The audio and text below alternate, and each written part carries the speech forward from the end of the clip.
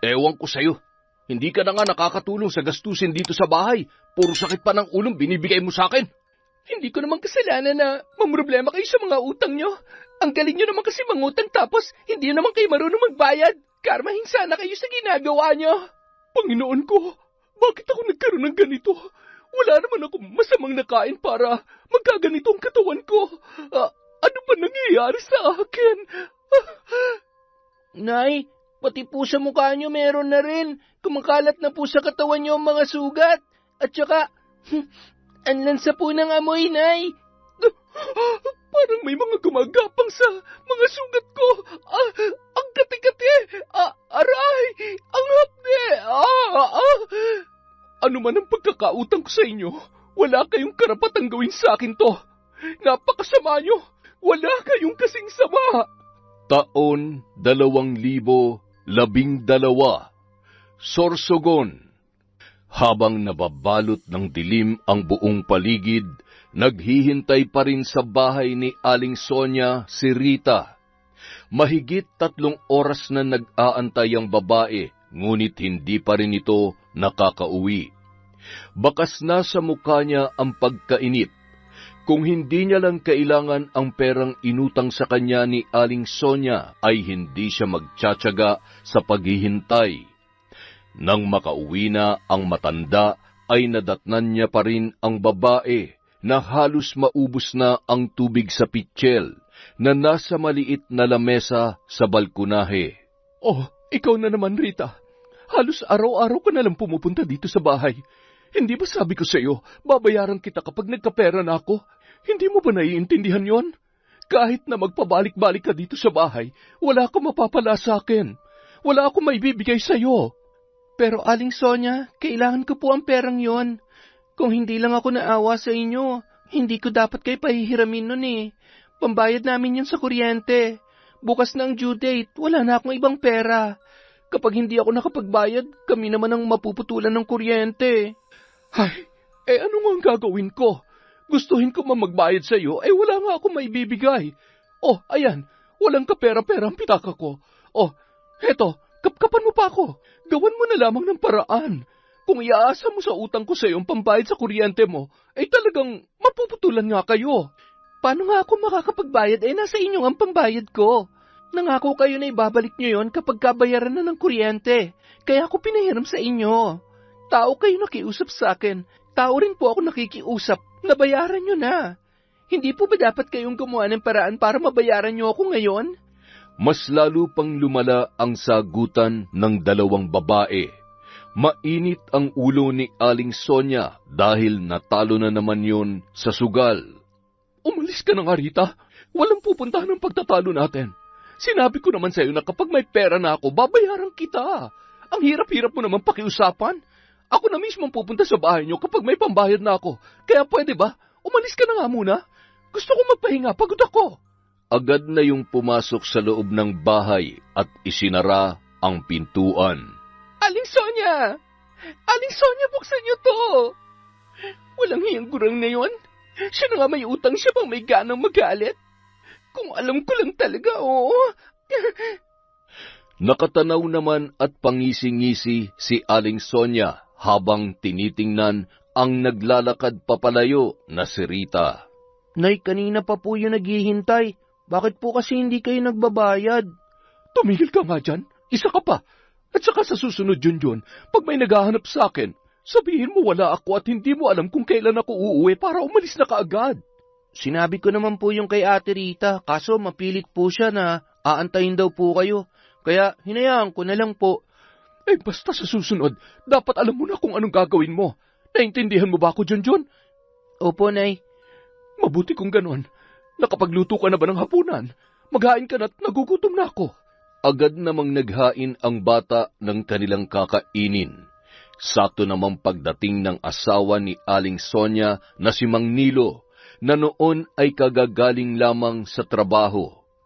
Agad napansin ng lalaki ang nakasimangot na muka ng kanyang asawa. Oh, bakit parang hindi maipintay ang mukha mo? Hindi naman ako magpapabaryat, lalong hindi ako mangungutang. Paano po kasi tayo sinisingil ni Ate Rita si nanay ng Bigla namang tinakpan ni Aling Sonia ang bibig ng kanyang anak at pinandilatan ang bata. Junjun, hindi ikaw ang kinakausap ng tatay mo. Hindi kita tinuruan ng ganyan. Masama ang sumasabat sa usapan ng matatanda. Sige na, tawagin mo ng kapatid mo at kakain na tayo. Ano yung sinasabi ng anak mo? May utang ka ba kay Rita? Saan mo ba ginamit yung pera at nangungutang ka? Oo, nung nagkasakit yung bunso natin, hindi ka naman nag-iwan ng pera kaya nangutang ako ng pambili ng gamot niya. Akala ko ba nabayaran mo na yun? Di ba humingi ka pa nga sa akin ng pera? Sabi mo, ibabayad mo kay Rita? Saan mo na naman dinala yung pera na binigay ko sa iyo na pambayad? Ano kasi? Ano, pinatalo mo na naman sa bingo? Ay, nako naman, Sonia. Nagpapakahirap ako magtrabaho para maibigay kong pangangailangan nyo, tapos ikaw, anong ginagawa mo? Puro pagsusugal. Yan ang inaatupag mo. Tapos kung kani-kanino ka nangungutang.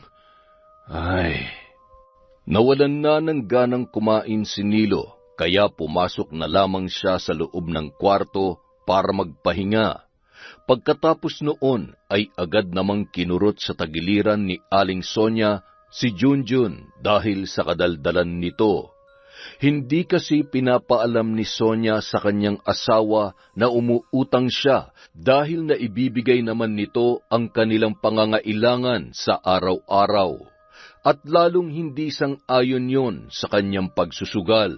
Ngunit dahil mabisyo at maluho ang babae, madalas siyang naiinggit sa kanyang mga kaibigan tuwing may bago silang gamit at hindi nito mapigilan na mangutang para makabili at makipagsabayan sa mga yun. Kinabukasan. Oh, ikaw na naman! Ang aga-agay nandito ka na naman para mangulit sa lintik na perang yan? Hindi ka ba talaga marunong umintindi? Wala pa nga akong pera! Wala! Hindi naman kita tatakbuhan, Rita. Kung makasingil ka, akala mo naman napakalaki ng utang ko sa'yo. 2,000 lang yon. Hindi ka makatulog. 2,000 lang? Pambihira naman, Aling Sonia. Sana kung gaano kayo kagaling makipag-usap kapag nangungutang kayo, ganon din kayo kaayos makipag-usap kapag sinisingil na kayo. Nung nangungutang ka, saksakan ka ng bait. Ngayon na sinisingil ka na, ikaw pang may gana magalit. Ang kapal naman ng mukha nyo.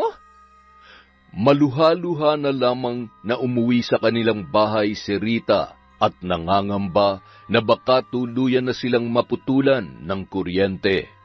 Natitiyak niyang magagalit ang kanyang asawang si Ariel dahil matagal na nung iniabot sa kanya ang pambayad sa kuryente. Kinagabihan, habang naghahapunan ang mag-anak ay bigla na lang dumilim ang buong kabahayan. Ano nangyari? Bakit bigla namatay ang mga ilaw? O ba't may kuryente naman ang mga kapitbahay? Bakit tayo lang ang nawala ng kuryente? Rita, nakapagbayad ka ba? Habang nagsisindi ng gasera si Rita, pautal-utal naman itong sinagot ang tanong ng kanyang asawa. Ano kasi, hindi ako nakapagbayad kanina. Ano? Bakit? Di ba binigyan na kita ng pambayad? Sobra pa nga yun ah. Alam mo naman na due date na ngayon, bakit hindi ka pa nagbayad? Ano kasi, yung perang pambayad natin, nahiram muna ni Aling Sonia. Dadalhin daw kasi sa ospital yung anak niya. Sabi niya sa akin, ibabalik niya na lang, kaya pinahiram ko naman. Naawa ako sa kanya. Hindi ko naman alam na hindi siya magbabayad. Ilang beses na rin akong nagpabalik-balik doon, pero wala daw talaga siyang pera eh. Napabuntong hininga na lamang si Ariel at itinuloy ang kanyang pagkain. Halos hindi makatulog ang mag-anak dahil sa sobrang alinsangan nung gabing yon. Kinabukasan, nagpasya ulit na makiusap ni Rita kay Sonia dahil sa nangyari sa kanila nung gabi. Ilang ulit na kumakatok si Rita at tinatawag si Sonia, ngunit hindi ito sumasagot. Alam niya na nandoon ang anak dahil wala naman yung pasok. Ngunit kahit maging ang bata ay hindi siya magawang pagbuksan ng pinto. Nababatid niya nung mga oras na yon na pinagtataguan lamang siya ni Aling Sonia. Aling Sonia, buksan niyo po itong pinto. Alam ko na nandyan lamang kayo sa loob. Aling Sonia! Shh! Huwag kayo maingay mga anak. Magsasawa din yung babae na yan. Wala akong panahon para makipag-usap sa hindi marunong makaintindi. Pero Nay, nakakaawa naman po si Ate Rita. Baka kailangan niya rin po ng pera, kaya kayo sinisingil. Ay, pwede ba manahimik ka nga dyan? Maya-maya, biglang natahimik ang buong paligid. Ang buong akala ni Sonia ay umalis na ang babae. Kaya nagmadali na itong umalis para pumunta na naman sa bingguhan. Hindi pa nakakalayo si Sonia sa kanilang bahay, nanlaki ang kanyang mga mata at nagulat nang bigla siyang harangin ni Rita na nooy nakaabang at nagtatago pala sa likod ng isang puno. Sinasabi ko na nga ba pinagtataguan niyo lang ako? Alam kong nandun ka lang sa bahay niyo kanina. Hindi mo ako masisisi, Rita, kung pinagtataguan kita. Nakakainis ka na kasi. Paulit-ulit na lang tayo. Hindi mo ba naiintindihan ang sitwasyon ko? Ako pa talaga nakakainis at kailangang umintindi. Mas nakakainis na po kayo. Pinahiram ko kayo dahil naawa ko sa inyo. Pero sana naman, maawa rin kayo sa akin. Naputulan na kami ng kuryente dahil sa inyo. Aba, huwag mong isisi sa akin kung bakit kayo naputulan ng kuryente. Ako ba dapat ang magbayad noon? Kayo nga. Hindi ako nakapagbayad dahil nasa inyong pera ko. Kaya nga po ako naniningil. Utang yon at obligasyon nyo na magbayad lalo na't kailangan na kailangan ko rin ng pera. Sana naiisip nyo rin po yon. Pwede ba wag mo akong sigawan dito sa kalsada? Bahala ka dyan. Iniwan ni Aling Sonia ang babae na tila walang pakialam. Nagngingit-ngit naman sa pagkainis si Rita pero wala naman siyang magawa para mapagbayad yon. Sinubukan na lamang ni Rita na manghiram sa kanyang kumare na pambayad ng kanilang kuryente dahil sigurado siya na magagalit ang kanyang asawa kapag umuwi yon na wala pa ring kuryente sa kanilang bahay. Mabuti na lamang at nakahiram ito at agad na nakapagbayad para makabitan na ulit ng kuryente. Kinahapunan, habang papauwi si Rita, nakasalubong niya naman si Mang Nilo. Nahihiyaman ay binanggit niya ang tungkol sa utang ni Aling Sonia. Sige Rita, huwag ka mag-alala. Sa susunod na araw, pag nakuha ko na yung sahod ko ay maglalaan ako ng pambayad sa'yo. Pasensya ka na, ha? Maraming salamat po, Mang Nilo. Nagkautang na rin po kasi ako para makabayad ng kuryente namin eh. Sige, kunin mo na lang sa asawa ko. Iiwan ko sa kanya. Maaga kasi akong umaalis eh. At minsan naman, ginagabi na ako ng uwi. Makalipas ang 2 araw, pagkatapos ni Rita sa mga gawaing bahay, ay agad na pumunta yon kila Aling Sonia. Ngunit pagdating niya roon, ay nakagayak na yon para umalis. Ay nako, ang aga-aga masisira na naman ang araw ko. Nakausap ko po si Mang Nilo nung nakaraan. Magbibigay daw ho siya sa inyo ng pambayad sa akin. Alam ko po nakakasahod niya lang kahapon kaya po ako naparito. Baka naman po mabayaran niyo na ako. Nag-iwan naman ata siya ng pambayad bago siya umalis. Nag-iwan siya ng pera pero para sa pagkain ng mga anak ko yon. Uunahin ko pa bang utang ko sa'yo? Ay, pasensya na. Gipit talaga kami ngayon. Nakapagbayad ka naman na ng kuryente kaya sa susunod na lang kita babayaran, ha? Hindi mo na kailangan puntahan pa ako dito. Ihatid ko na lamang sa bahay niyo. Aling Sonia, umutang lang din po ako para makabayad na sa kuryente. At nangako ako na babayaran ko po yun ngayong araw. Kailangan ko pong tuparin yung pangako ko sa kumari ko. Hindi ako gaya nyo na hindi marunong sumunod sa usapan. Ay, kapag ganyan kayo, hindi na talaga kayo makakaulit sa akin. Anong sinabi mo? Hoy, kahit kailan hindi na ako mangungutang sa'yo. Saksakan ka ng kulit. Wala kang puso at hindi ka man lamang marunong pakiusapan. Ako pa talagang walang puso. Parang baliktad naman yata. Ewan ko sa'yo, Rita. Umuwi ka na't may lakad pa ako. Wala akong panahon makipagtalo sa'yo. Lalo lamang nadismaya si Rita at nawalan ng pag-asa na magbabayad pa ng utang si Aling Sonia. Isang gabi, magkahalong tuwa at pagtataka ang naramdaman ni Mang Nilo nang makita nito ang ulam na nakahain sa mesa. May pritong manok, isda at karneng baboy. Nagulat ang lalaki dahil kalimitan ang ulam nila ay gulay at simpleng putahe lamang. Aba, ano meron? Bakit ang dami yata nating pagkain? Ano ka ba? Sumahod ka kahapon kaya dapat lang na marami tayong ulam. Makatikim naman ng masarap na pagkain ng mga anak mo. Sobra-sobra naman yata to. Sayang naman ang mga yan kung hindi natin mauubos. Sana yung sapat lang ang niluto mo para sa susunod na araw ay may pang-ulam pa tayo. Ano ka ba naman? Minsan lang ako sipagin magluto ay nagrereklamo ka pa. Akin na yung pag mo. Hayaan mo na. Ngayon lang naman tayo makakakain ng masarap eh. Sige na, maupo ka na't kumain ka na. Masarap ang mga yan. Sige na mga anak, kumain na kayo. Ay, teka, naibigay mo na ba kay Rita yung iniwan kong pambayad? Anong pambayad? Oo nga pala.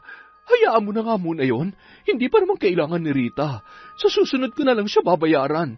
Mas priority natin ang pagkain at pangangailangan ng mga anak natin. Ay, pambihira naman talaga, oo. Hindi ka ba nahihiya? Nakiusap na mismo sa akin yung tao dahil kailangan niya rin ng pera. Ano ka ba naman? Kumain na lamang tayo. Igalang natin ang pagkain. Maya-maya na lang natin pag-usapan yan, ha? Malalim na hininga na lamang ang pinakawalan ng kanyang asawa. Hindi na ito nakipagtalo pa nang makita ang kanyang mga anak na nakangiti habang kumakain ng pritong manok. Bakas sa mga mukha nito ang kasiyahan. Wow, ang sarap naman ng fried chicken, ay. Sana palagi pong ganito ang ulam natin.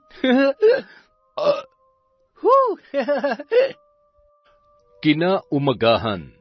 Matapos asikasuhin ni Sonia ang mga anak papasok sa eskwela, nagtungo na naman ang babae sa bingguhan.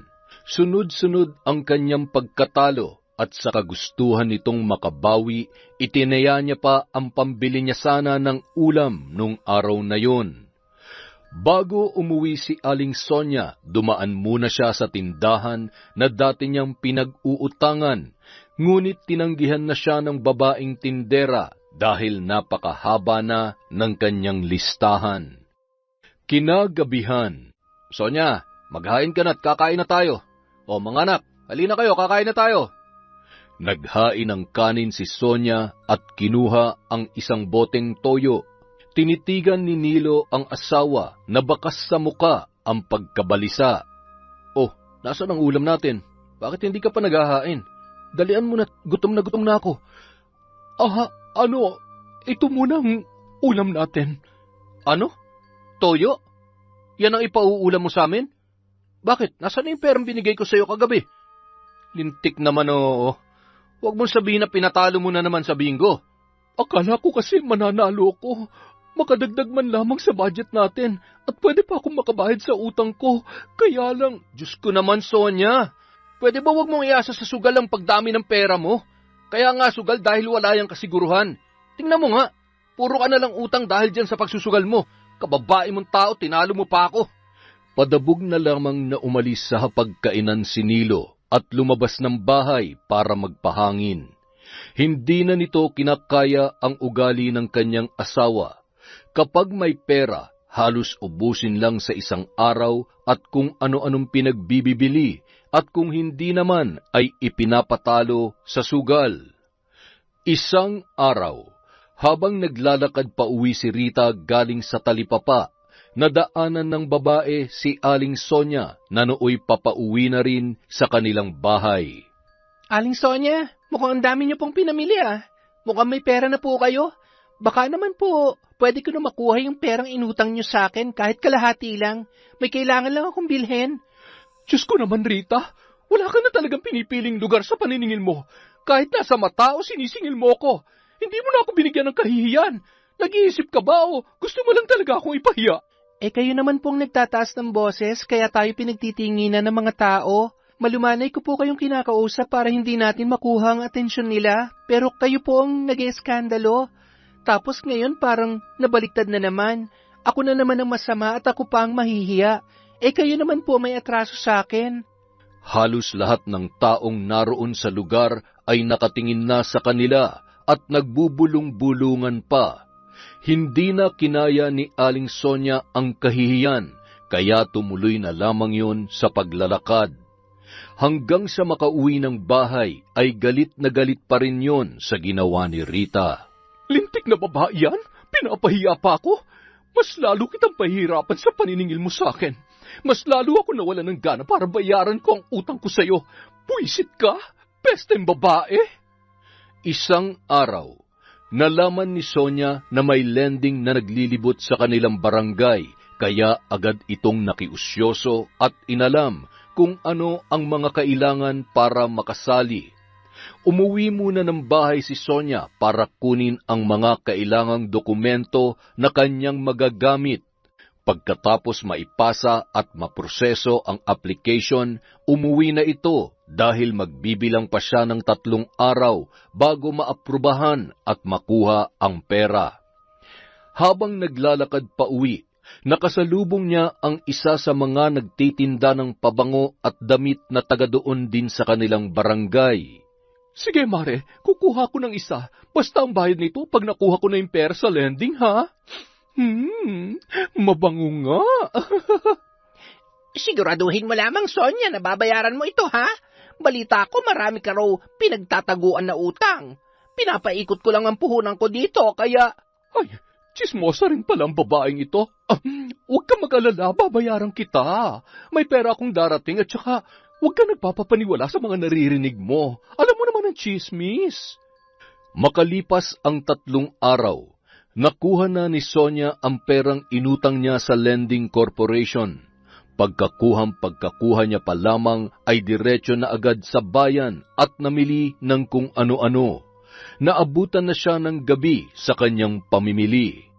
Habang bumababa sa sasakyan at bitbit ang mga pinamili, pinagtinginan siya ng mga kapitbahay at hindi nakaligtas sa mapanghusgang mga mata ng mga ito. Tingnan mo yung si Sonia. Akala mo kung sino mapera? Inutang lang naman sa lending ang pinambili niyan. Inuna pa talaga mga kapritsyo sa buhay niya kesa bayaran ng mga utang. Hindi na nahiya. Ang kapal ng mukha. Hoy, pinag-uusapan niyo ba ako? Mga inggitera, bakit hindi rin kayo umutang kung gusto niyo? Huwag niyo akong pakialaman kung ano ang gawin ko sa pera ko. Hindi naman ako humihingi ng pambayad sa inyo, ah. Nang makarating sa kanilang bahay, sinalubong ng mga anak si Sonia. Tuwang-tuwa ang mga ito dahil sa mga pasalubong ng kanilang ina. Wow, Nay, ang dami niyo pong pinamili. May mga damit at laruan pa. Oo nga, Sonia. San ka na naman kumuha ng pinambili mo niyan? Huwag mong sabihin na nangutang ka na naman. Hindi ka na naman nag-iisip. Wala na nga tayo maipon, puro ka pa utang. Nanghinayang naman ako kung hindi ako uutang. Sayang ang insurance na ino-offer nila. Isa pa, halos lahat nga ng taga dito sa atin ay sumali na. Huwag ka mag-alala. Maliit lang naman ang babayaran natin linggo-linggo. Ano? Linggo-linggo ang hulog? San ka naman kukuha ng panghulog? Buwanan ng sweldo ko. Ay, nako. Itong sinasabi ko sa'yo, ikaw ang bahala dyan, ha? Ay, Sonia, ano ka ba naman? Paano pag hindi ka nakahulog? Alam mo kapag hindi ka tumigil sa kakautang mo, sigurado, 1 araw makukulong ka. O kaya may mangkukulam na lang sa'yo. Alam mo, ako nahihiya dyan sa mga pinaggagawa mo eh. Huwag ka na mag-alala, Nilo. Wala pa naman ako nababalitaan na nakulong dahil sa utang. Kaya hindi ako natatakot. Isa pa, ako nang bahalang dumiskarte. Utang ko to, kaya huwag ka na mamroblema dyan, ha? Ay, ewan ko sa'yo. Hindi ka na nga nakakatulong sa gastusin dito sa bahay. Puro sakit pa sa ulong binibigay mo sa akin. Aba, nanunumbat ka ba? Obligasyon mo naman na buhayin ang pamilya mo. Hindi na nga ako maganda ugaga sa mga gawain dito sa bahay at sa pag-aasikaso sa mga anak mo, tapos sasabihan mo pa ako na walang naitutulong? Alam ko naman, pero ang akin lang sana, matuto ka naman magtipid. Ikaw lang din naman ang inaalala ko. Huwag puro luho at utang. Halos lahat ng sweldo ko napupunta lang sa pambayad ng mga utang mo at pambili mo ng mga hindi naman natin kailangan. Ay, nako.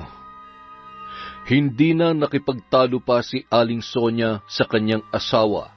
Inayos niya na lamang ang kanyang mga pinamili at maya-maya biglang may kumatok sa kanilang pintuan. Siguro si Aling Ana po yan, Nay. Kanina po galing siya dito eh. Yung bayad daw po sa kinuha niyong pabango. Sabi ko bumalik na lang po siya kasi wala pa po kayo. Oh, Mare, bumalik ka na lang bukas ha. Sabi kasi ng matatanda, bawal daw maglabas ng pera kapag gabi. Baka malasin ako kaya bukas na lamang kita babayaran, ha? Napakamot na lamang ng ulo si Ana at halatang pinipigil ang pagkayamot dahil ilang beses na itong nagpabalik-balik sa bahay ni na Aling Sonia. Medyo may distansya pa naman ang bahay noon, ngunit walang nagawa si Ana dahil sadyang matigas ang ulo ni Sonia. Hindi na dapat siya babalik kinabukasan dahil may kalayuan ang kanyang bahay. Ngunit sadyang hindi mapilit ang babae, kaya nangako na lamang ito na siya na lamang ang maghahatid ng bayad para umalis na si Ana. Kinabukasan, nang malaman ni Rita na isa sa mga kasali sa lending si Sonia, inutusan nito ang panganay na anak na puntahan ang babae para singilin. Iho, sabihin mo sa nanay mo na sa susunod ko na lang siya babayaran. May nakalaan na kasi sa perang nakuha ko. Sabihin mo wag nga siya masyadong atat.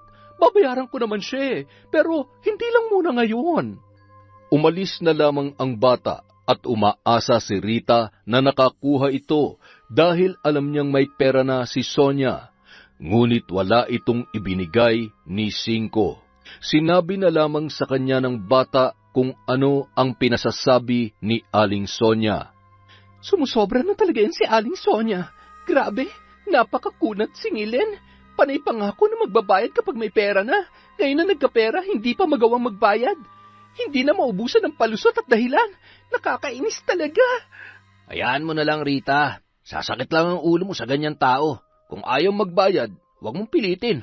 Sa susunod, piliin mong taong pautangin mo nang hindi ka ma-stress sa kakasingil.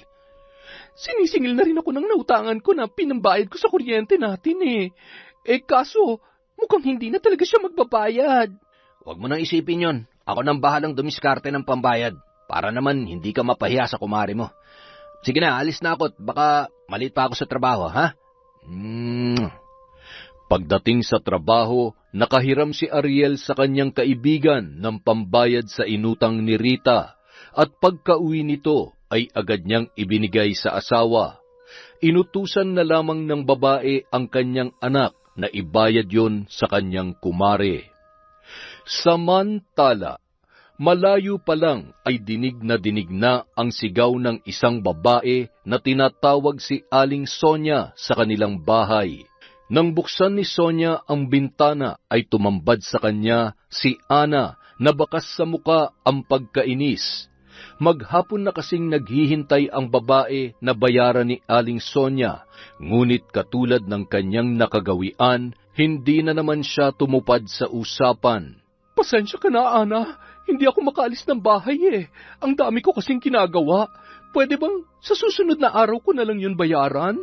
Wala na palang natira sa pera ko Mapuputulan na kasi kami ng kuryente kaya yun ang una kong binayaran.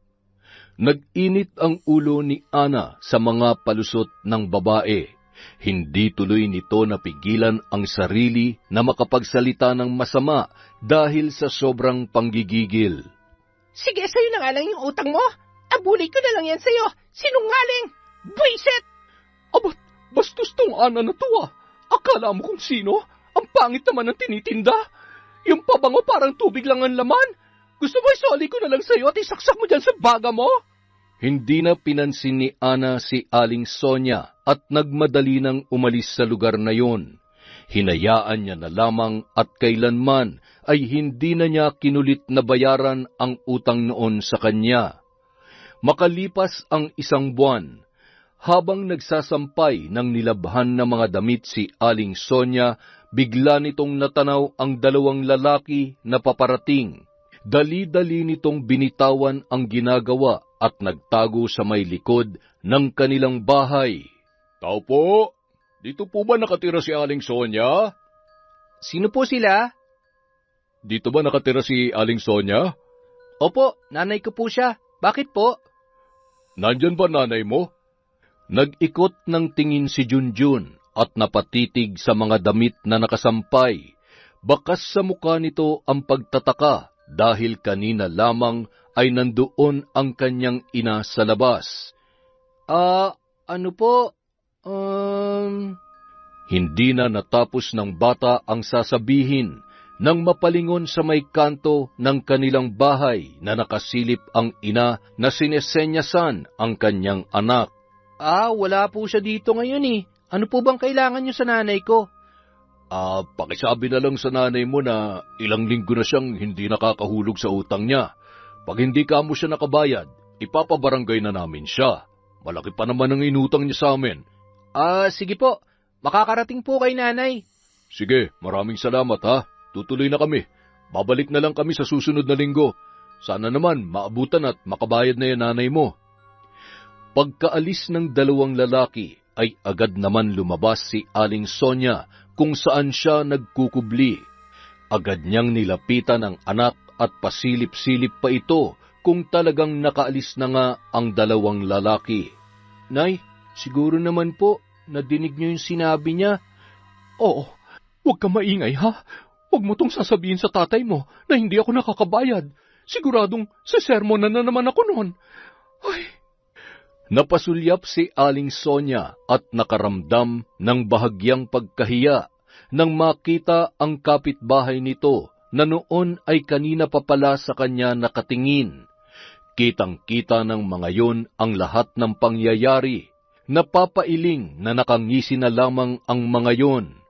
Ipinagsawalang bahala at tinapos na lamang ni Aling Sonia ang pagsampay ng mga damit at agad na pumasok sa loob ng kanilang bahay. Wala naman palang pambayad, ang lakas ng loob mangutang. Kawawang babae, siguradong mapapabarangay ng wala sa oras. Makalipas ang isang linggo, muling bumalik ang mga lalaki sa bahay nila Aling Sonia. Nang biglang kumatok ang lalaki ay batid na ng babae na maniningil na naman ng utang ang taong nasa labas. Agad itong nagtago sa may pintuan at sa isang tingin ni Sonia kay Junjun ay alam na nito ang kanyang gagawin. Naku, wala po si nanay. Bumalik na lang po kayo sa ibang araw. Hindi ko po alam kung anong oras siya uuwi. Sigurado ka ba, bata? Baka naman pinagtataguan lamang kami ng nanay mo. Wala po talaga siya dito, kahit... Hindi na natapos ni Junjun ang kanyang sasabihin nang tawagin at lumapit sa kinaroroonan ni Sonia ang bunsong anak nito na mag-aapat na taon pa lamang na madalas na naiiwan kay Junjun kapag wala siyang pasok at minsan naman isinasama ni Sonia kapag naglalaro ng bingo. Aling Sonia, alam ko po na nandyan kayo sa loob, kaya lumabas na po kayo. Palagi nyo na lamang po kaming pinagtataguan. Wala nang nagawa pa ang babae. Halos matunaw na sa hiya nang lumabas at hinarap ang mga maniningil. Nako, pasensya na po kayo. Wala po talaga akong pambayad ngayon eh. Pwede po bang sa susunod na araw na lang ako magbayad? Ilang araw o linggo ho ba yung susunod na araw na yan? Palaging yan na lang po ang rason nyo sa amin. Alam nyo naman po ang kondisyon bago nyo nakuha ang pera at sumang-ayon po kayo dun. Oo na, pero ano magagawa ko? Wala talaga akong pambayad. Mabuti pa ho, sumama kayo sa barangay. Doon na lang po natin pag-usapan to. Ayaw man sumama ni Aling Sonia, ngunit wala na siyang nagawa dahil kasama na pala ng mga lalaki ang mga tanod para sunduin ang babae kung sakaling hindi ito makabayad. Pagdating sa barangay, agad silang pinagharap ng kapitan. Pinapirma ang babae na nangangako na magbabayad na ng utang sa susunod na pagpunta ng dalawang lalaki. Kung sakali man na hindi ito makapagbayad, ay kukunin ang mga gamit sa kanilang bahay na pwedeng pamalit-bayad. Sige po, Aling Sonia. Sana malinaw po sa inyong napagkasunduan natin. Pagtango na lamang ang naitugon ni Aling Sonia. Nang paglabas niya sa barangay hall, pinagtinginan siya ng mga tao at hindi na lamang ito pinansin ng babae. Samantala, habang abala sa paglalaba si Rita, naggulat siya nang maagang umuwi ang kanyang asawa. Ariel, bakit ang aga mo atang umuwi? Maaga niyo bang natapos ang trabaho? Medyo masama ang pakiramdam ko eh. Pinipilit ko pa sanang magtrabaho kaso hindi ko na talaga kaya. Nagpaalam na ako kay boss na uuwi na maaga. Naku, inaapoy ka ng lagnat. Sandali at kukuha lang ako ng malamig na tubig at bimpo. Pupunasan kong katawan mo para bumaba ang init. Agad na nagtungo sa kusina si Rita at kumuha ng mga kailangan at pinunasan ang katawan ni Ariel hanggang sa makatulog na ang kanyang asawa. Pagsapit ng gabi, pinainom ni Rita ng gamot si Ariel, ngunit hindi pa rin bumaba ang lagnat nito. Hindi rin yon makakain ng maayos dahil sa mapait ang panlasa at tila ba nasusuka. Dalhin na kaya kita sa ospital? Hindi bumababa ang lagnat mo. Tumanggi ang lalaki dahil alam niya na malaki lamang ang gagastusin nila. Hindi pa naman siya sumasahod nung araw na yon. Hindi na nagpumilit pa si Rita at medyo alanganin na rin ang oras. Hindi nakatulog ng maayos ang babae dahil halos mataranta ito sa nangyayari sa kanyang asawa. Nanginginig ang buong katawan ni Ariel sa sobrang lamig ng kanyang pakiramdam. Kinabukasan, maagang pumunta si Rita sa bahay ni Sonia para makiusap na bayaran na siya kahit kaunti. Nagbaka sakaling maawa ang babae kapag nalaman nito na may sakit ang kanyang asawa. Aling Sonia, nakikiusap po ako. Kahit magkano lang po. Kailangan ko po talaga ng pera. May sakit ang asawa ko at kailangan ko po siyang dalhin sa ospital. O kahit pambili lamang po ng gamot. Parang awa niyo na bayaran niyo na po ako. Rita naman, kahit magmakaawa ka't lumuhod pa sa harapan ko, wala talaga ako maibibigay sa'yo. Ako rin nakikiusap sa'yo. Pwedeng huwag ka na munang dumagdag sa isipin ko. Ang dami ko rin problema. Utang na loob, sige na, umalis ka na. Hindi ko naman po kasalanan na mamroblema kayo sa utang nyo. Ang galing nyo kasi mangutang tapos hindi naman kayo marunong magbayad. Karmahin sana kayo sa ginagawa nyo. Sasagot pa sana si Aling Sonia nang biglang tumalikod ang babae. Bakas sa mukha nito ang panggigigil. Samantala, pagbalik ni Rita sa bahay, nadatnan niya ang asawa na nakabaluktot at balot ng kumot. Nanginginig dahil sa matinding lamig na nararamdaman nung mga oras na yun. Nagpasya na ang babae na dalhin sa ospital ang kanyang asawa. Naiwan lamang sa bahay ang anak nitong panganay at ang bunso. Hinabilin niya na lamang sa kapitbahay na tingnan-tingnan ang mga yun. Dahil sa sobrang taas ng lagnat ni Ariel, nagpasya ang doktor na i-confine ang lalaki at may inabot kay Rita na reseta na kailangang mabili agad. Saglit lang, Ariel. Iiwan muna kita dito. May pupuntahan lang ako. Kailangan natin makabili ng gamot para gumaling ka na. Umalis na ang babae na dala ang reseta, ngunit walang kasiguruhan na mabibili niya ang mga gamot na yon dahil halos barya na lamang ang natira sa kanyang pitaka. Binili niya na ng gatas ang konting pera na naitago niya at ang iba ay ibinayad sa tricycle papunta sa ospital. Diyos ko, saan kaya ako kukuha ng pera para makabili ng gamot ng asawa ko? Tulungan niyo po ako. Lumapit si Rita sa kanyang mga kakilala para humiram ng pera na pambili ng gamot. Sa kabutihang palad, nakahiram siya at nagmamadaling bumili at nakabalik na ng ospital. Pasensya ka na, Ariel, kung medyo natagalan ako, ha? Ito na ang gamot. Uminom ka na para bumaba na yung lagnat mo. Teka, saan ka kumuha ng pambili? Sabi ko naman sa'yo, sa bahay na lang ako magpapagaling eh. Mga halamang gamot lang, yun ang katapat nito. Napagastos patuloy tayo. Ano ka ba? Huwag mong problemahin ang pera. Ang mahalaga gumaling ka kaagad. Mas lalo tayo mahihirapan kapag lumala yung sakit mo. Kaya huwag ka na mag-alala sa gastos. Ako na munang bahalang dumiskarte. Habang binibitawan ni Rita ang mga katagang yon, ramdam ng babae sa loob niya ang sobrang pag-aalala kung saan kukuha ng pera. Ngunit sinabi niya na lang ang lahat ng yon para lumakas ang loob ng kanyang asawa at hindi na ito mamroblema. Baka mas lalong makasama pa yon sa kanyang kondisyon. Kinabukasan, medyo bumaba na ang lagnat ni Ariel, ngunit hindi pa yon pinayagan ng doktor na lumabas ng ospital dahil may mga gagawin pang laboratory tests sa lalaki para malaman kung bakit hindi agad nawala ang kanyang sakit. Magaling na ako, Rita. Baka pwede na tayong lumabas. Kapag tumagal pa ako dito, mas lalo lamang lalaki ang babayaran natin. Narinig mo naman ang sinabi ng doktor. Hindi pa pwede. Huwag kang makulit. Ang pera, makukuha pa natin yan, pero ang buhay iisa lang. Kaya hanggat hindi ka pa lubusang gumagaling, hindi tayo uuwi. Makalipas ang ilang sandali, umuwi si Rita para tingnan ang mga anak na iniwan sa kanilang kapitbahay.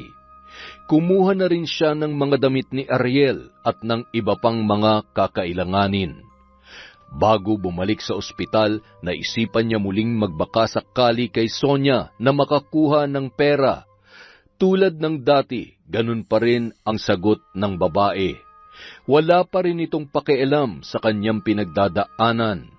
Umalis si Rita na maluha-luha dahil sa hindi nito malaman kung saan pa siya kukuha ng perang pambayad sa ospital. Samantala, dinukot ni Rita ang natitirang barya sa kanyang bulsa at bumili ng tinapay sa nadaanan niyang bakery. Pagkatapos makuha ang tinapay, muli siya naglakad at hindi mawala sa kanyang isip kung paano niya mababayaran ang ospital. Tulala habang patuloy sa paghakbang, ngunit tila wala sa sarili.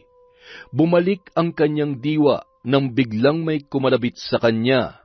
Ineng, pwede ba akong manlimos? Kahit barya lamang. Nagugutom na kasi ako. Marumi ang damit ng matanda at mahaba ang kulay puti nitong buhok. Medyo nakakatakot ang itsura, ngunit ang nakaagaw ng kanyang pansin ay ang bitbit nitong litrato ng isang babae. Pasensya na po, wala na po akong pera. Pero heto po, sa inyo na po itong tinapay. Ito na lang po ang may bibigay ko sa inyo. Maraming salamat, Ineng. Teka, mukhang may problema ka. Napakalalim ng iyong iniisip. Ano bang bumabagabag sa'yo? Wala po, ayos lang po ako. Hindi ka ayos, Ineng. Alam ko na may mabigat kang pasanin. Dahil sa pangungulit ng matanda, hindi na napigilan ni Rita na pumatak ang kanyang mga luha. Napaupo ang dalawang babae sa isang upuan na yari sa simento at nagsimulang ikwento ni Rita ang kanyang problema sa matanda. Kahit mukhang may pagdududa na baka may problema sa pag-iisip ang matanda, wala na siyang pakialam dahil maayos niya naman itong nakakausap. Kaya hindi niya na napigilan na magkwento ng kanyang saloobin. Naiintindihan ko ang iyong nararamdaman, Ineng. Minsan na rin akong nalagay sa ganyang sitwasyon. Pwede kitang tulungan sa iyong problema. Po, ano pong ibig niyong sabihin? Ito ba ang isa sa mga dahilan ng iyong problema? Habang itinuturo ang litrato ng isang babae, na siya namang labis na ikinagulat ni Rita kung bakit mayroon noon ang matanda.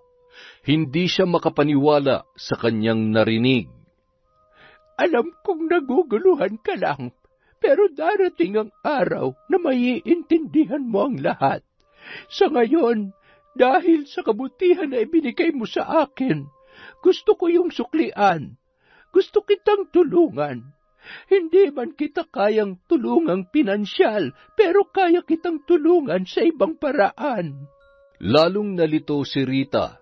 Gusto niya pa sanang kulitin ang matanda na ipaliwanag ang lahat, ngunit nagpaalam na ito. Sumasayaw-sayaw habang tumatawa pa ito habang papaalis. Nagtaka naman si Rita sa mga ikinilos ng matanda, ngunit tumatak sa kanyang isip ang sinabi noon. Kinagabihan, habang naglalakad pa uwi si Aling Sonia sa kanilang bahay, bigla na lang may sumusunod sa kanya. Nang makaramdam siya ng takot, ay kumaripas ng takbo si Aling Sonia at hinabol naman siya ng lalaki, sabay sinakal at tinutukan ng balisong. Sumisigaw ang lalaki na magbayad na ng utang ang babae. Nagsisisigaw si Aling Sonia, dala ng sobrang takot. Sonya! Sonya! Hoy, gising! Niyugyog ni Nilo ang asawa para magising. Napabalikwas naman si Aling Sonia na tagaktak ang pawis at hingal na hingal. Diyos ko, hanggang sa panaginip ba naman sinisingil ako ng pagkakautang ko? Ano ba na panaginipan mo? Siguro hinahabol ka na ng mga taong inutangan mo, no? Yan ang sinasabi ko sa iyo eh. Hindi ka kasi nakikinig sa akin. Ay, tumigil ka nga dyan, Nilo. Imbis na pagaanin mong kalooban ko mas lalo mo pa akong tinatakot. Hanggang sa sumikat na ang araw ay hindi na nakatulog pa si Aling Sonia. Dahil hindi mawaglit sa kanyang isipan ang nangyari sa kanyang panaginip, kahit anong pikit ng kanyang mga mata, ay hindi na ito makaramdam pa ng antok. Bigla ring nangati ang kanyang katawan, kaya mas lalo yung hindi nakatulog. Aray, ano ba nangyayari sa akin? Bakit nangangati ang buong katawan ko? Naligo naman ako bago matulog. Makalipas ang 1 linggo, walang humpay pa rin sa pagkakamot si Aling Sonia sa kanyang buong katawan. Dahil sa sobrang pangangati na kanyang nararamdaman, hindi niya na namalayan na nasusugat na ng kanyang mga kuko ang iba't ibang parte ng kanyang katawan.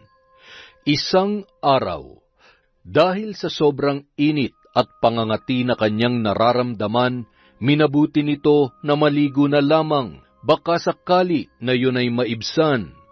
Nang ibuhos ng babae ang 1 tabong tubig sa kanyang katawan, napasigaw siya nang dumampiyon sa kanyang likurang bahagi. Aray! Bakit ang hapdi ng likod ko? Agad niyang tinawag ang anak niyang si Junjun para tingnan ang kanyang likod. Dahan-dahang itinaas ng anak ang damit ng babae. Nanlaki ang kanyang mga mata nang makita ang napakaraming sugat sa likod ng kanyang ina. Namumula at ang ibang sugat ay nagnanaknak na. Nay, ano po nangyayari sa likod nyo? Bakit? Ano bang meron? Napakahapdi at ang kati. Ang sakit-sakit din. Mabilis na tumakbo si Junjun papunta sa kwarto at kinuha ang salamin, tsaka itinutok sa likod ng kanyang ina para makita ni Sonia kung gaano na kalala ang mga sugat sa kanyang likuran. Panginoon ko, bakit ako nagkaroon ng ganito? Wala naman akong nakain akong ano para magkaganito ang katawan ko. Ano ba nangyayari sa akin? Nay, pati po sa mukha nyo meron na rin. Kumakalat na po sa katawan nyo ang mga sugat. At saka, ang lansa po ng amoy, Nay. Hinablot ni Sonia ang salamin na hawak ni Junjun at agad na itinapat yon sa kanyang muka. Napasigaw at maluha-luha ang babae nang makita ang kanyang itsura. Nay, baka po binabarang na kayo, tulad po nung sabi ni tatay. Marami na po kasi may galit sa inyo. Baka isa sa inutangan nyo may kagagawan nito.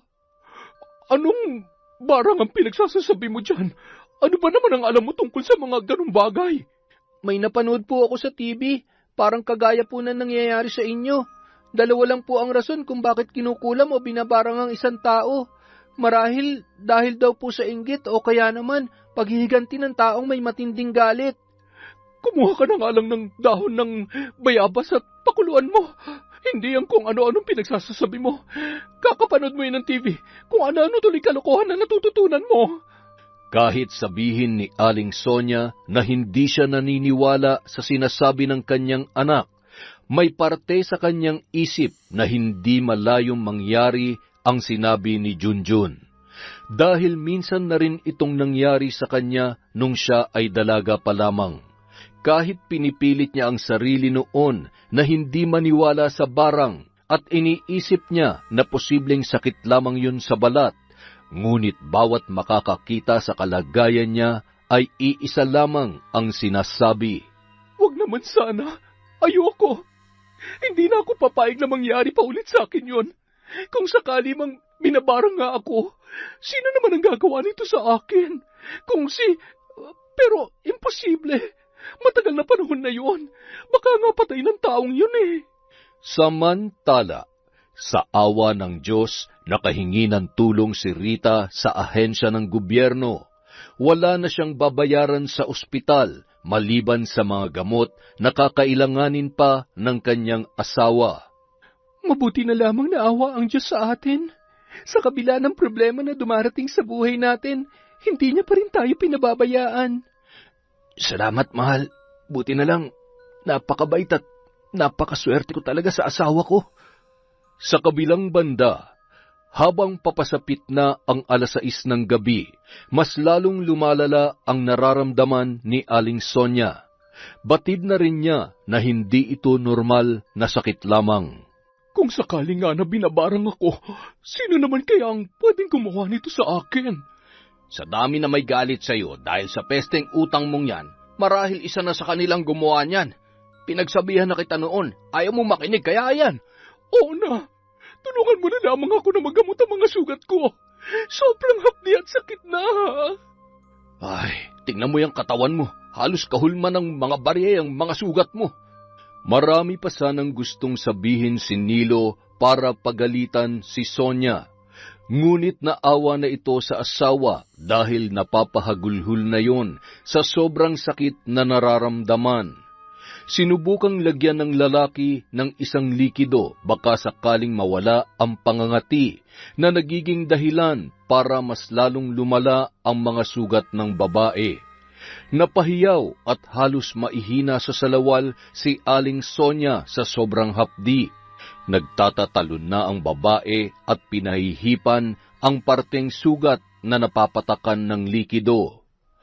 Kinahapunan, sinamahan ni Nilo si Sonia na magpatingin sa kilalang albularyo sa kanilang lugar. Pagkarating nila sa bahay ng matanda, naghintay pa sila ng ilang oras dahil marami pa ang nakapilang nagpapagamot. Hindi na rin nagtagal at si Sonia na ang sunod na gagamutin ng albularyo. Hindi ito normal na sugat lamang. May bumabarang sa'yo. Hindi ko matukoy kung anong dahilan niya kung bakit pinahihirapan kanya sa ganitong paraan. Maaaring inggit o galit ang nangingibabaw sa taong may gawa nito sa iyo. Magagamot niyo po bang asawa ko? Mapapagaling niyo po ba mga sugat sa kanyang katawan? Hindi ko maipapangako na gagaling siya agad. Ang tanging maitutulong ko lang sa ngayon ay maibsan ang pangangati ng kanyang sugat para hindi na lumala pa ang mga yan. Nag-usal ng panalangin ang albularyo habang nakapatong ang kamay nito sa ulo ng babae. Pagkatapos kinuha ang isang maliit na bote na naglalaman ng langis. Gamit ang bulak, pinatakan nito ng matanda at dahan-dahang pinahiran ang mga sugat sa katawan ng babae. Pinahanap ng matanda si Nilo ng halamang gamot na kung tawagin ay pansit-pansitan. Dikdikin mo lamang ang mga dahon nito hanggang sa lumabas ang katas at ipahid mo sa mga sugat ng iyong asawa. Gawin mo ito 2 beses sa isang araw. Pagkatapos niya maligo sa umaga at bago siya matulog, mapipigilan nito ang paglala ng mga sugat. Ngunit hindi ko maipapangako na gagaling yan agad. Hanggat hindi binabawi ng mambabarang ang sumpa na binigay sa kanya, hindi siya lubusang gagaling. Nagpasalamat ang mag-asawa sa matanda bago sila umalis. Pagkarating ng bahay ay agad naman naghanap si Nilo ng nasabing halaman. Mabuti na lamang at hindi ito gaano kahirap hanapin dahil kahit saan ay tumutubo yun. Sino kayang walang hiya ang gumawa nito sa akin? Hindi kaya si Rita ang bumabarang sa akin? Paano mo naman nasabing si Rita ang may gawa nito sa'yo?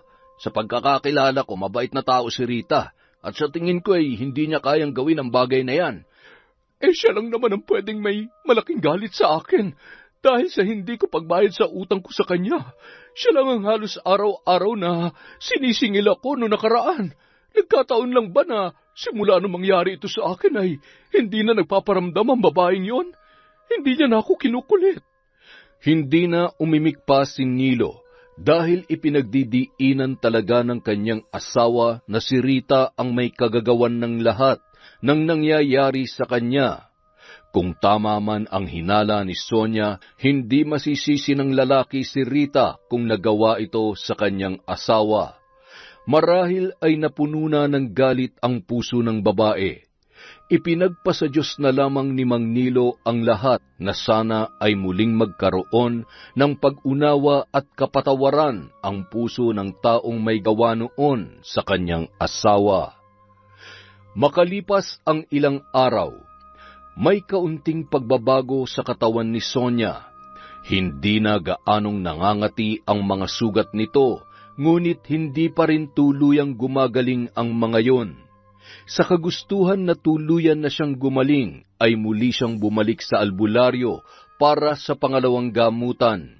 Mag-isa lamang na tinungo ng babae ang manggagamot dahil pumasok sa trabaho ang kanyang asawa. Habang binabaybay ni Sonia ang daan patungo sa albularyo, nakita niya si Rita. Aling Sonia, ano hong nangyari sa inyo? Bakit po napakarami niyong sugat sa katawan?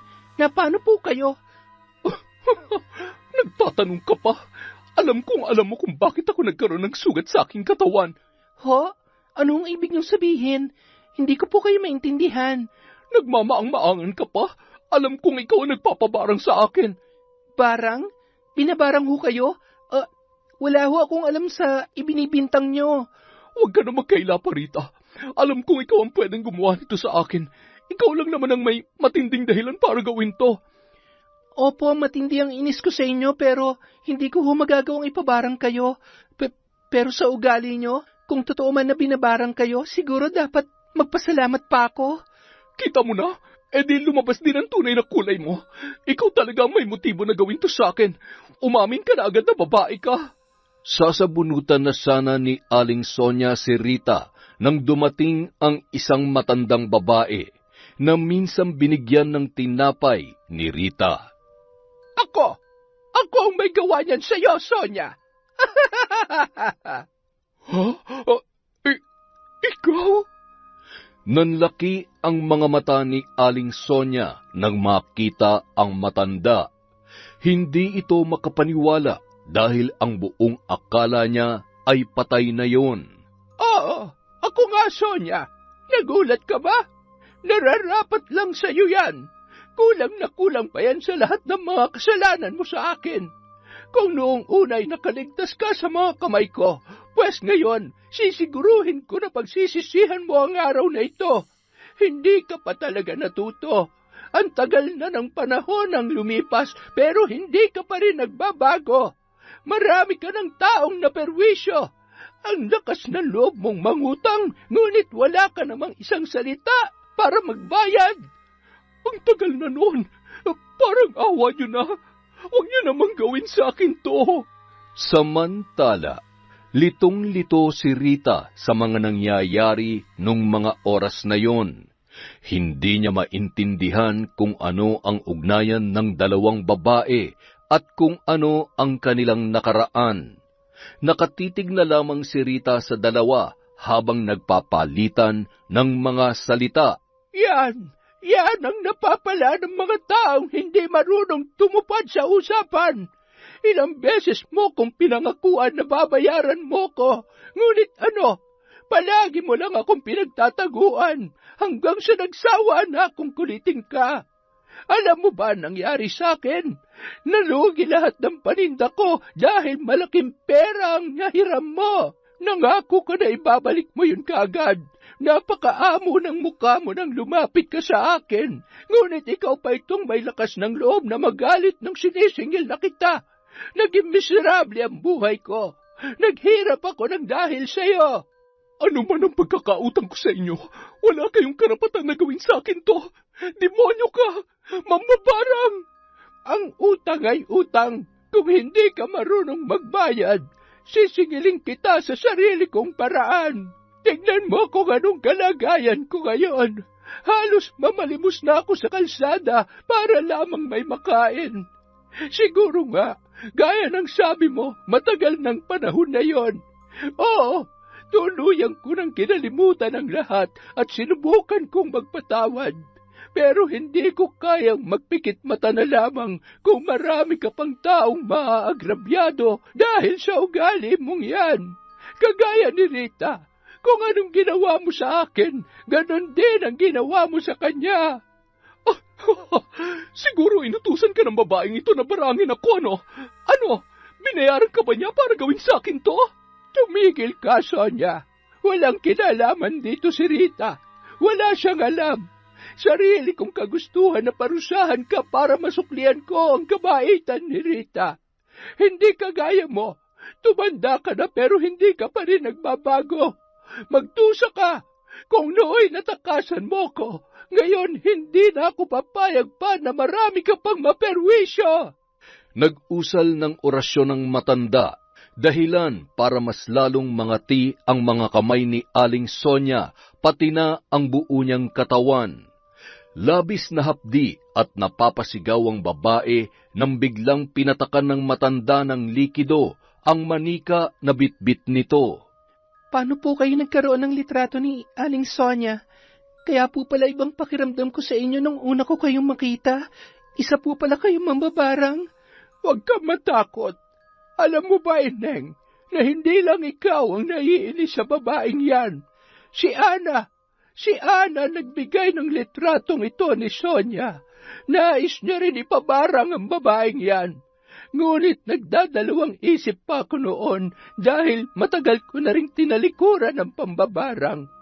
Nang marinig ko ang kwento mo at naging paghihirap mo dahil sa kanya, muli ako nagpasya na gamitin ulit ang aking itim na kapangyarihan.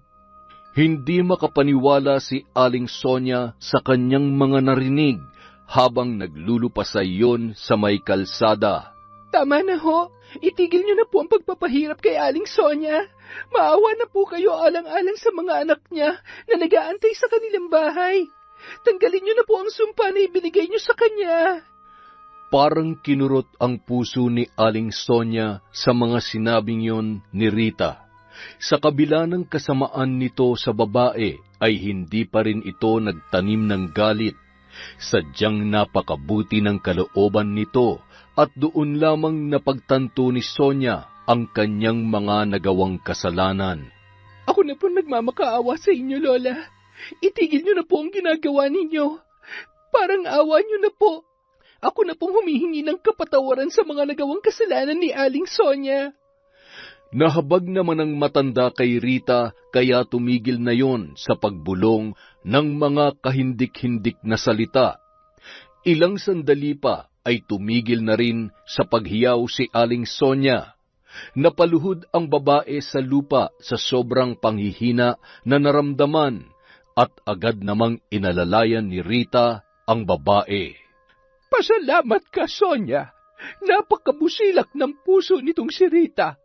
Alang-alang sa kanya, ititigil ko na ang pagpaparusa sa iyo. Sana naman ay matuto ka na at magbago. Sige na, maiwan ko na kayo. Sandali lang po. Hindi na pinakinggan ng matanda ang sasabihin ni Rita. Nais niya sanang hilingin sa matanda na tuluyan ng bawiin ang sumpa kay Sonia. Tumawag si Rita sa asawa para magpaalam na sasamahan niya lang muna si Sonia sa isang albularyo para humingi ng tulong. Sige na, Rita. Iwan mo na ako dito. Wala akong karapatang humingi ng tulong sa iyo. Pabayaan mo na ako. Mas kailangan ka ng asawa mo. Ano po ba kayo? Hindi kaya ng konsensya ko na pabayaan kayo sa kalagayan niyong yan. Sige na po. Aalalayan ko na po kayo para mapuntahan na natin yung albularyo. Mabuti na lamang at pagdating nila doon ay wala nang masyadong tao, kaya hindi na sila gaanong naghintay pa. Binalutan ni Rita ng balabal ang katawan ni Sonia dahil halos sundan sila ng mga langaw na hindi magkamayaw sa pagdapo sa sugat ng ginang. Tulad ng sinabi ko, pansamantalang lunas lamang ang maibibigay ko sa iyo, Sonia. Mapipigilan lamang nito ang paglala ng iyong mga sugat, ngunit sa lakas na mambabarang, hindi ko kayang tanggalin ang sumpa na nakakabit sa iyo. Wala na bang ibang paraan para mawala ang sumpa na ginawa sa akin ng matandang yon? Tanging kapatawaran lamang na may gawa nito sa iyo. Kailangan mong humingi sa kanya ng tawad para mawala ang sumpa. Batid ko na kilala mo na may gawa nito at kung anong mabigat na dahilan na nagtulak sa kanya para parusahan ka. Muling pinahiran ng matanda ng langis ang mga sugat ni Aling Sonia at nakaramdam na siya ng kaunting kaginhawahan. Ihahatid pa sana ni Rita si Aling Sonia sa kanilang bahay, ngunit tumanggi na yon. Kaya niya na rin naman daw maglakad na mag-isa papauwi. Maraming salamat, Rita. Sa kabila ng mga kasalanan ko sa iyo, tinulungan mo pa rin ako. Sana'y mapatawad mo ako. Hayaan mo, sisikapin ko na mabayaran ang inutang ko sa iyo. Ngumiti na lamang si Rita sa mga sinabing yon ni Sonia.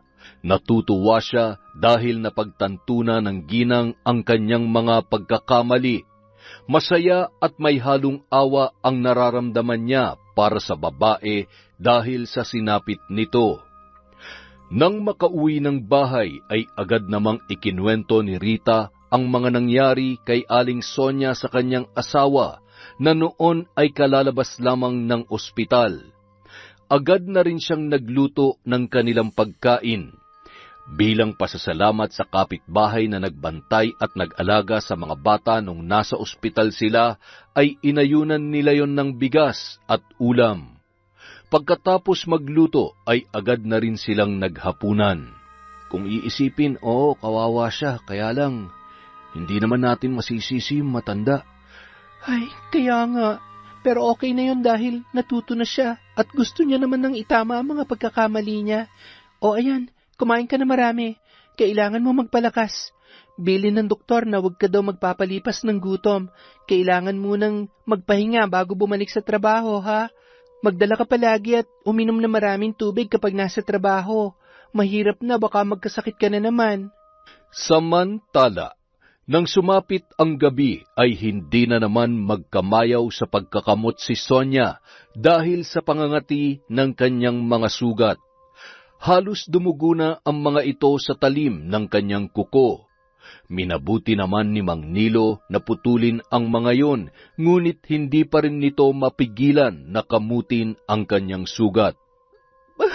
Parang may gumagapang na naman na insekto sa mga sugat ko. Ang kati-kati! Aray! Ang habde! Halos maghubad na si Sonia ng damit dahil sa tuwing didikit ito sa mga sugat sa kanyang katawan, labis na hapdi ang kanyang nararamdaman. Gusto na sanang dalhin muli ni Mang Nilo sa manggagamot ang asawa dahil awang-awa na ito na makita ang kalagayan niya. Ngunit tumanggi si Aling Sonia at iisa lamang ang sasabihin ng albularyo. Sinabi ni Sonia sa asawa niya kung ano ang pwedeng gawin para mawala na ang sumpa. Nagtaka naman ang lalaki kung bakit ganun na lang siya parusahan ng matanda. Ikinuwento ni Sonia kay Mang Nilo ang katotohanan at napabuntong hininga na lamang ang lalaki. Ay, kung ganun, bukas na bukas ay pupuntahan natin ang matandang yon para tanggalin niya na ang barang na ginawa niya sa iyo. Hindi na muna ako papasok sa trabaho at sasamahan kita. Pero hindi ko alam kung saan na ngayon nakatira yung matandang yon. Yung dating bahay niyang natatandaan ko pero alam ko matagal nang nilisan ng matanda ang bahay na yon. Mabuti pa humingi tayo ng tulong kay Rita. Tama, baka sakaling alam niya kung saan matatagpuan ang matanda. Kinabukasan, maagang nagpunta ang mag-asawa sa bahay ni Rita. Hindi na nagpaligoy-ligoy pa ang mag-asawa at sinabi sa babae ang kanilang sadya. Pasensya na po kayo, hindi ko rin po alam kung saan nakatira yung matanda, pero tutulungan ko po kayo na hanapin siya. Maraming salamat, Rita. Humihingi ako ng tawad sa nagawa ng asawa ko sa iyo. Huwag na po kayo mag-alala, Mang Nilo. Pinatawad ko na po si Aling Sonia. Kalimutan na po natin yon. Ang mahalaga sa ngayon ay gumaling na siya. Sinubukang puntahan ni Sonia ang dating bahay ng matanda. Ngunit tulad nga ng kanyang sinabi, hindi na yun doon nakatira at iba na ang may-ari ng bahay. Hanggang sa isang lalaki ang lumapit sa kanila at natuwa ang tatlo nang sabihin nito na kilala niya ang matandang babae. Kilala ko po ang hinahanap nyo, pero hindi ko alam kung saan siya matatagpuan. Ilang taon na nagpapalaboy-laboy sa kalsada yun at kung saan-saan na lamang nakakarating. Usap-usapan dito sa bayan, simula nang malugay ang kanya negosyo, naghirap ng matanda at nanlilimos na lamang para may kainin. Ang iba'y natatakot at nilalayuan ng matanda dahil palagi nitong bitbit ang isang aklat at manika. Pinaghihinalaan na isa yung mambabarang. Wala namang ibang kamag-anak kaya walang kumukup-kup sa kanya. Nanlumo si Sonia sa nalaman niya mula sa lalaki at labis naman ang pagsisisi nito sa nangyari sa matanda. Kaya ganun na lamang ang galit noon sa kanya dahil malaki ang kanyang pagkakasala. Teka, buti pa puntahan natin ang lugar kung saan ko siya palaging nakikita. Marahil doon siya madalas tumambay. Hindi na sila nag-aksaya pa ng panahon. Agad nilang pinuntahan ang lugar kung saan niya nakita ang matandang babae. Nang makarating sila doon, hindi nga nagkamali ng hinala si Rita. Nandoon nga ang matanda habang kumakain ng tinapay. Rita, anong ginagawa mo dito? Lola, kasama ko po si Aling Sonia. Humihingi po ako ng tawad sa nagawa ko sa inyo. Hindi ko akalain na ganito ang kahinatnan ng mga pagkakamali ko. Pinagsisisihan ko na po ang lahat ng yon. Sana mapatawad niyo na po ako. Huli na ang lahat, Sonia. Hindi na may babalik pa ang nakaraan. Nangyari nang nangyari. Parang awa niyo na po. Alisin niyo na ang sumpa na ibinigay niyo sa akin. Hindi ko na po kaya. Magbabago na po ako. Pangako yan. Patawarin niyo lamang po ako. Itinigil ko na ang pambabarang sa'yo. Ngunit hindi ko na mababawi pa ang sumpa na nakakabit sa'yo. Sa mga kamay mo nakasalalay ang pagkawala ng bisa noon. Ano pong ibig niyong sabihin? Ikaw lamang ang tanging lunas sa sumpang ibinigay ko sa'yo. Kapag tuluyan ka nang nagbago, unti-unti nang mawawala ang sumpa sa iyong katawan. Tandaan mo, kailangan bukal sa iyong kalooban ng pagbabago dahil kung napipilitan ka lamang, walang bisa para tuluyan kang gumaling. At kapag muli kang bumalik sa dati mong pag-uugali, babalik at babalik ang sumpa na nasa iyong pagkatao. Pagkatapos ng usapang yun ay umuwi na sila Aling Sonia. Bago sila umalis, binigyan nila ng pagkain ang matanda. Nagpasalamat naman si Aling Sonia kay Rita sa pagtulong sa kanila sa paghahanap sa matandang mambabarang. Makalipas ang 1 buwan, matapos makuha ni Nilo ang kanyang sahod, hinati-hati ni Sonia ang pera para mabayaran ang kanyang mga pagkakautang. Wala na siyang pakialam na wala sa kanilang matira, basta ang importante ay mabayaran niya lahat ng kanyang hiniraman. Inisa-isa ni Aling Sonyang puntahan ang mga taong pinagkakautangan niya at binayaran. Natuwa naman ang mga ito dahil sa wakas ay nauntog na ang ulo ni Aling Sonia at naisipan na ring magbayad. May mga nagbiro pa na akala nila ay mamamatay na ang babae at iaabuloy na lamang nila ang utang nito. Ngumisi na lamang si Aling Sonia, nagpakumbaba at humingi ng pasensya. Hindi rin tumigil sa pagpapagamot si Aling Sonia sa kanyang mga sugat at unti-unti na ring nakikita ang paghilom ng mga yun. Maraming salamat po, Panginoon ko. At unti-unti nang gumagaling ang mga sugat ko. Pangako, ipagpapatuloy ko na ang nasimulan kong pagbabago. Samantala, nakabalik na rin sa trabaho si Ariel at sa awa ng Diyos, hindi na rin ito dinapuan pa ng sakit na labis namang ipinagpapasalamat ni Rita. Isang araw, habang abala sa paglalaba si Rita, nagulat ang babae nang makita ang paparating na si Aling Sonia. Aling Sonia, napadalaw po kayo. Tuloy po kayo. Salamat, Rita. Dito na lamang ako sa labas. Hindi naman ako magtatagal. Nandito ako para bayaran ang utang ko sa iyo. Aling Sonia, huwag niyo na pong bayaran. tulong ko na po yun sa inyo. Sa awa ng Diyos, nakakaraos naman po kami at may sobra naman po sa sinasahod ng asawa ko. Rita, kunin mo na ito. Utang ko ito sa'yo. Ang utang ay utang at kailangan bayaran. Pasensya na kung kailangan pa ako maparusahan para mapagtanto ko ang pagkakamali ko. Baka wala na po sa inyong natira. Pwede naman pong sa susunod nyo na ako bayaran. Ayos lang, basta ang mahalaga, mapanatag ng kalooban ko at wala na akong iisipin ng mga utang. Pagkakasyahin ko na lang ang natirang pera para sa pangangailangan namin.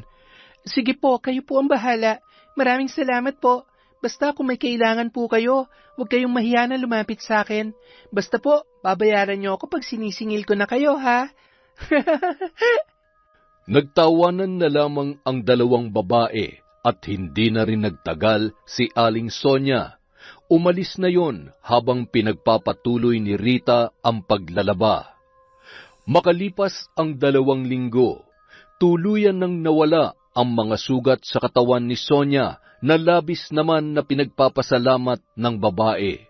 Ngunit hindi pa rin siya pinapatahimik ng kanyang konsensya dahil sa nangyari sa matanda. May kailangan akong gawin para tuluyan ng mapanatag ang kalooban ko at wala nang bumagabag sa isipan ko. Muling nagpatulong si Aling Sonia kay Rita para hanapin ang matandang babae. Sa mahigit kalahating araw na paghahanap, natagpuan nila ang matanda na nakapwesto sa labas ng simbahan habang nanlilimos. Napalunok ng laway si Aling Sonia nang makita ang kalagayan noon. Anong ginagawa niyo rito? Magaling ka na, Sonia. Mabuti naman at natuto ka na. Sana'y magbigay aral sa iyo ang mga nangyari. Opo, at may maganda po akong balita sa inyo. Sumama po kayo sa akin. Sa bahay na po muna kayo tumira. Alam kong ako may kasalanan kung bakit ganyan ang sitwasyon ninyo ngayon. Sana po ay bigyan niyo ako ng pagkakataon na matulungan kayo sa pagkakataong ito. Halos maluha ang matanda nang marinig ang sinabi ni Sonia. Pagkarating ng bahay ay agad niyang inasikaso yon para maligo at mawala ang mabantot na amoy. Ginupitan din nila ito ng buhok, binigyan ng bagong damit at pagkatapos ay pinakain ng masagana. Tuwang-tuwa ang matanda sa bago niyang itsura. Dahil doon, nawala na ng tuluyan ang galit sa kanyang puso kay Aling Sonia. Napalitan na ito ng paghanga sa babae dahil mas pinili nitong magbago at pagsisihan ang kanyang mga pagkakamali. Natutuwa ako at sa wakas ay hindi mo hinayaan ang iyong sarili na lamunin ng maling gawi.